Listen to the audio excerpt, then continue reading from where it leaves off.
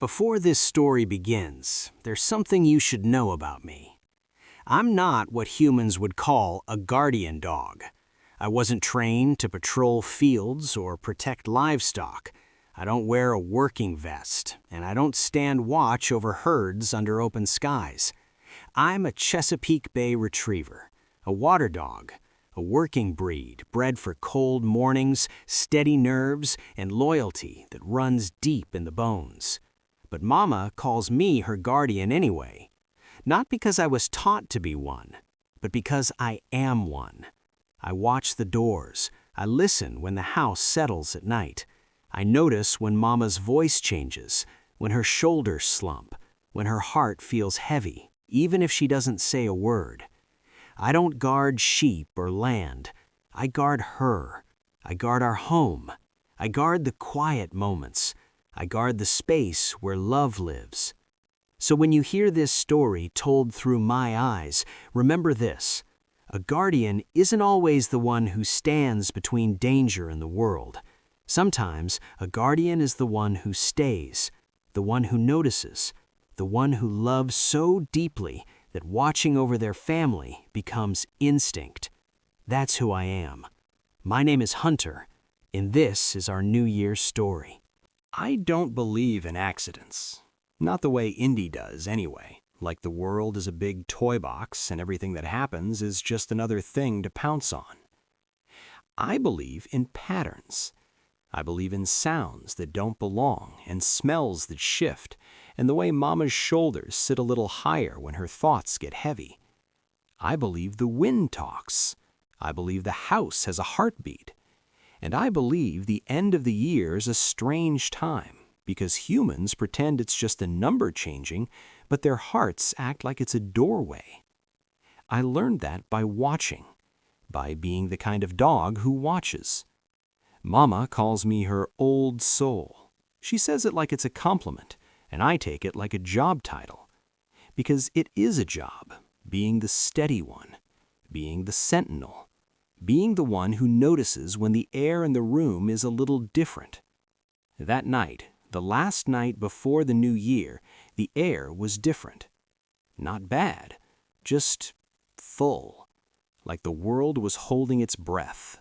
Snow had been coming down all afternoon, the slow kind that doesn't slam against the windows. It fell like it was choosing where to land, soft, patient, persistent. By evening, the yard looked like it had been tucked in with a blanket. I liked that kind of snow. It muted the outside world. It made it harder for trouble to sneak close without me hearing it. I lay stretched out near the heater vent, my paws warm and my belly rising and falling in steady rhythm. The vent hummed beneath me like a sleeping animal. Indy was nearby, half on the rug and half off it, his long tanned legs splayed in a way that made no sense. He looked like he'd been assembled wrong, but he was comfortable, which was the only thing that mattered to him. Emmy, the youngest, was curled like a small golden comma on the couch, her dead grass coat catching the lamplight. She had one ear lifted, listening, always listening. Not for danger, like me, but for feelings. She could hear the quiet parts of Mama's heart the way I could hear a squirrel blink. Mama sat at the kitchen table with her laptop open, the screen glow lighting the underside of her face. The clicking of her keys had been going for a while, steady, purposeful, then stopping in bursts like she was rereading something or thinking hard. I listened to her breathing. Humans don't realize how loud they are, even when they're quiet. Mama's breath had a catch in it tonight. Not a cough, not sickness, something else. A weight she was carrying behind her ribs. I lifted my head and watched her. She didn't look up, but her hand went to her coffee mug, and she turned it slowly like she was trying to warm her fingers. Then she paused. Her shoulders dropped just a fraction. That's how I knew. Something was on her mind. Indy snored, and I shot him a look that could have stripped paint. He didn't stop. Emmy blinked sleepy eyes and looked over the edge of the couch at me. Her tail thumped once, soft, like a whisper. I stood and padded toward the kitchen, nails ticking lightly on the floor. I didn't rush. Rushing makes humans nervous. It makes them think something is wrong. I moved the way a guardian moves, calm, deliberate, steady. Momma glanced down as I came close. "Hey, handsome," she whispered. I pressed my head gently against her knee. Her hand slid into the fur along my neck, the exact spot she knows makes my eyes close. She stroked there twice, then her hand stopped, resting on me, like she needed the contact as much as I did. I stayed, because sometimes that's the whole job, just staying. Behind me, Indy's paws skittered. He was dreaming again, chasing something, probably imaginary bacon. Momma gave a quiet laugh that didn't quite reach her eyes. "You boys," she said, but it sounded like a prayer. Emmy hopped down and came trotting in. She sat beside Momma's chair, looking at her like she wanted to climb into her lap and live there forever. Momma set her hands flat on the table and stared out the window. The snow reflected moonlight, making the yard glow. For a long moment she didn't speak. Then she exhaled. "All right, I think it's time." Time for what? I lifted my head, ears forward. Indy woke at the sound of her voice, stood up too fast and bumped his hip into the side table with a loud thunk. He froze like the table had attacked him. Emmy's head tilted. Momma stood and walked toward the hallway closet. I followed. So did Indy and Emmy. Because when Momma goes to the closet at night, it usually means something exciting. Coats, leashes, treats, blankets, the special camping gear. It could mean a walk. It could mean a ride. It could mean adventure. Momma opened the closet door and reached up, fingers searching the top shelf. She pulled down a long, thin package wrapped in brown paper. Indy's tail started windmilling. Emmy's eyes widened. I sniffed the package carefully. Paper, dust, a faint sweetness like candle wax. Momma brought it to the living room and set it on the coffee table.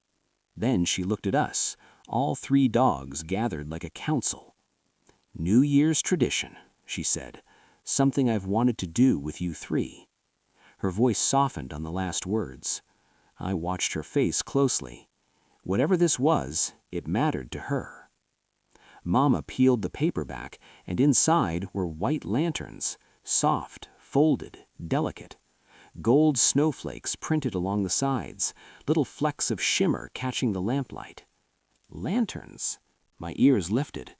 I've seen lanterns before, not these, but the kind humans carry when they're outside at night.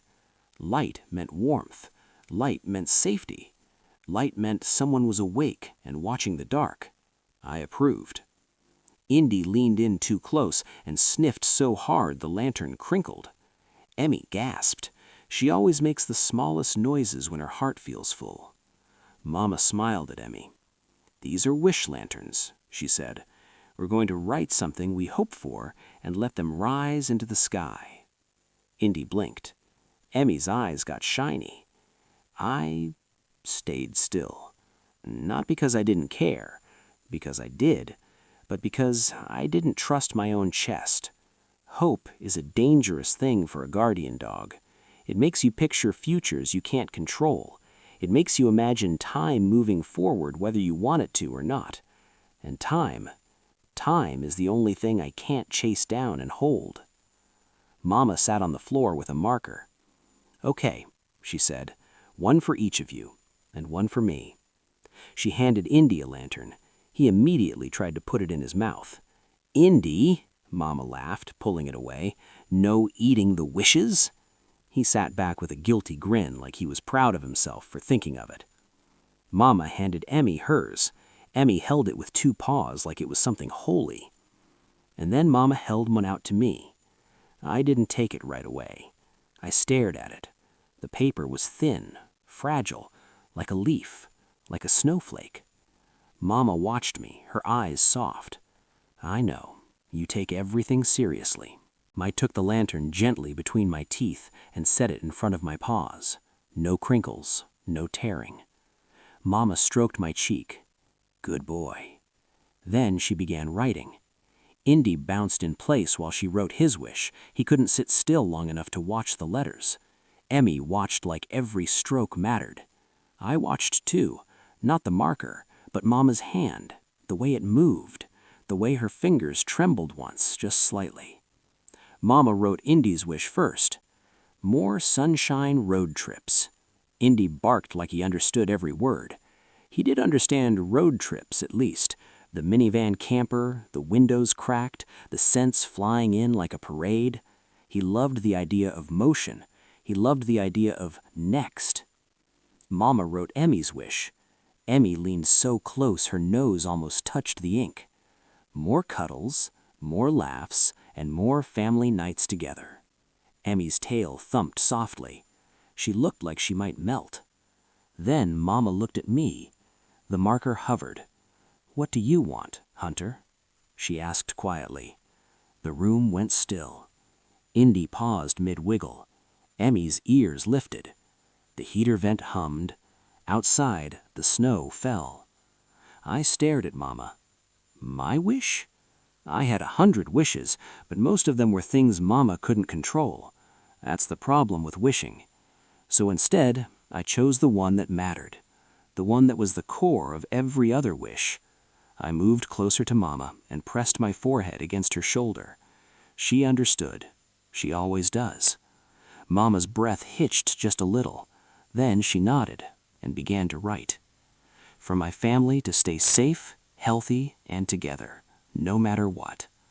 I watched those words appear, and something in my chest squeezed tight, because that wish wasn't just mine. It was hers, too. Then Momma wrote her own. She didn't read it out loud. She just stared at it for a long moment, lips pressed together, eyes shining. I leaned closer, and I could smell salt. A tear. Indy nudged her knee like he could fix it with silliness. Emmy rested her chin on Momma's thigh. I laid my paw over Momma's foot. She laughed quietly and wiped her face with the back of her hand. "All right," she said, voice thick. "Let's go send these up."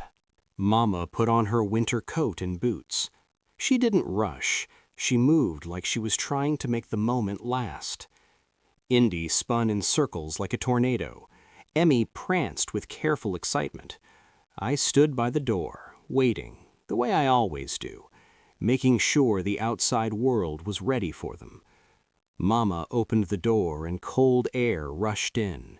Snow smell hit my nose, clean, sharp, fresh. The yard stretched out quiet and white, with the dark tree line standing like a wall at the edge of the property. The moon hung above it, pale and watchful. We stepped out. My paws sank into the snow, and I felt the chills seep up through the pads. I didn't mind. Cold keeps you alert. Indy blasted forward, bounding through drifts like he was made of springs. Snow flew behind him. Emmy stayed close to Momma, walking with her head tilted up, as if she was trying to memorize Momma's face in the moonlight. Momma carried the lanterns carefully, like they were sleeping birds. We walked toward the open space near the fire pit. The snow there was smoother, untouched. Momma set the lanterns down gently. Then she crouched and pulled out a lighter. I watched the tree line. I listened. Nothing moved. No footsteps, no unknown animals, no strange engines in the distance. Safe. Momma lit the first lantern, Indy's. A small flame bloomed inside, and the paper began to fill with warm air, glowing gold. Indy barked, then immediately stuck his face too close. "Indy, back up!" Momma scolded. Indy hopped back offended, then sneezed and shook his head, snow spraying everywhere. Emmy giggled. Yes, giggled. She does that, little breathy huffs. Momma lit Emmy's lantern next. It glowed softer, gentler. It made Emmy's blonde coat shine like honey. Then Momma lit mine. I watched the lantern swell with warmth. I didn't blink, because for a moment I wasn't just looking at paper and fire. I was looking at the idea of my family rising above the dark. Momma lit her lantern last. She held it longer than the others. Her face was calm, but her eyes weren't. They were full, like she was pouring every unspoken thought into that light. The lanterns tugged upward, eager. Momma looked down at us. "Okay," she whispered, "on 3.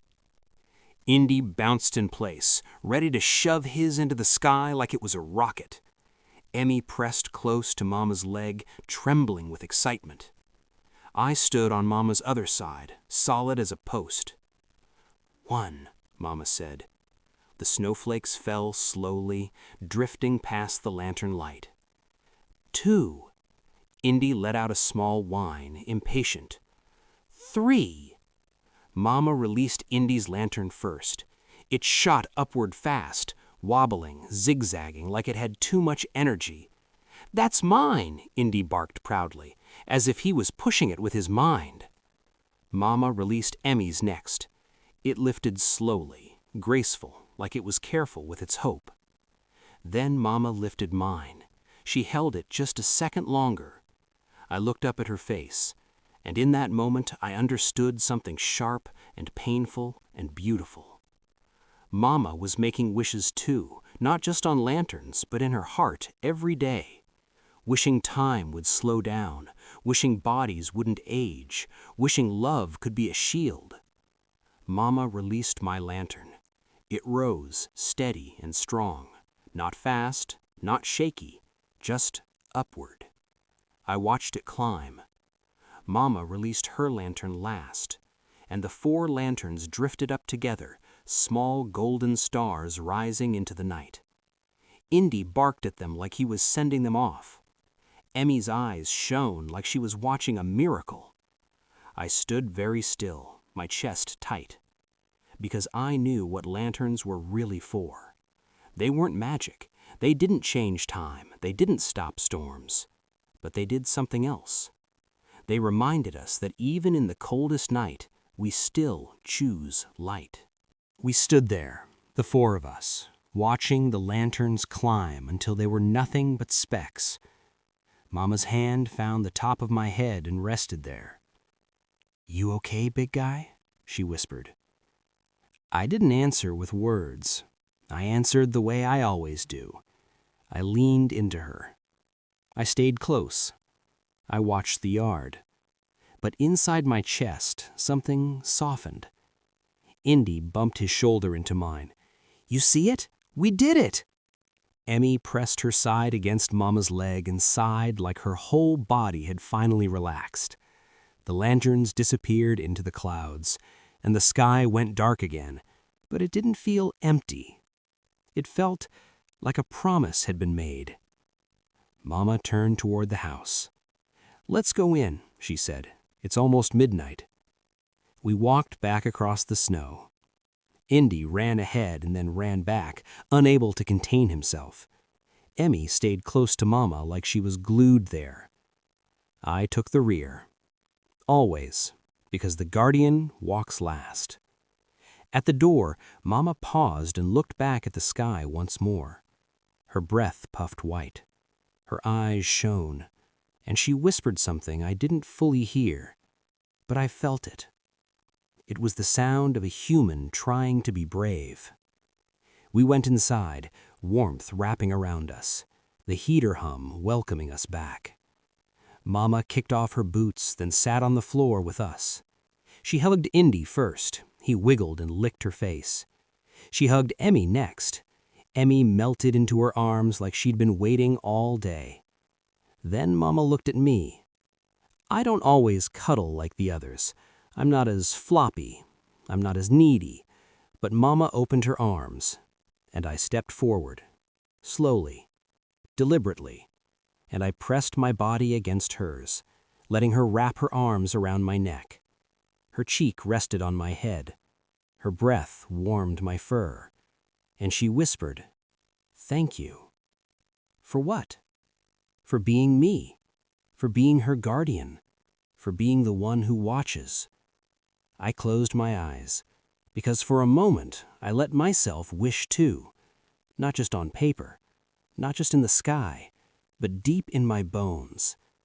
I wished that I could stand between Momma and time itself, that I could bark at the years and make them back up, that I could hold this exact moment, warm house, full hearts, my family safe, and never let it go.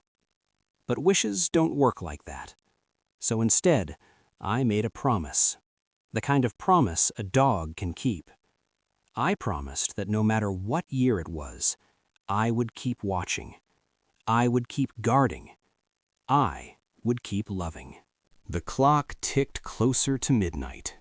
Momma turned the TV on low, one of those human countdown shows. Bright lights, cheering voices, confetti. Indy barked at the screen like he wanted to chase the confetti. Emmy watched quietly, eyes wide, like she believed the countdown was real magic. I watched Momma. She leaned back against the couch, arms around us, her fingers resting in our fur. Her eyes were tired, but her smile was real. 10, 9, 8, Momma whispered. Happy almost New Year, babies. 7, 6, Indy's tail thumped so hard it hit the coffee table. 5, 4, Emmy nudged Momma's chin gently. 3, 2, 1. The TV erupted in cheers. Momma laughed and hugged us tighter. Happy New Year, she said. Indy barked like he was leading the celebration. Emmy gave tiny happy huffs. And me? I lifted my head and looked toward the window, toward the dark sky, toward the place where our lanterns had gone. And I thought, if wishes are real, let them know who they belong to. My family, my pack, my heart. After midnight, Momma turned off the TV and stretched. All right, she said, voice warm and sleepy. I have one more thing. Indy perked up instantly. Thing? Treat? Emmy's ears lifted. I watched Momma stand and go to the kitchen. She opened the fridge. I heard a familiar sound. The soft clink of containers. Raw food. Yes, that sound is holy. Momma set down 3 bowls. Indy began dancing like a lunatic. Emmy's tail wagged politely, trying to look calm even though she was not calm. I sat, because that's how you show respect for sacred things.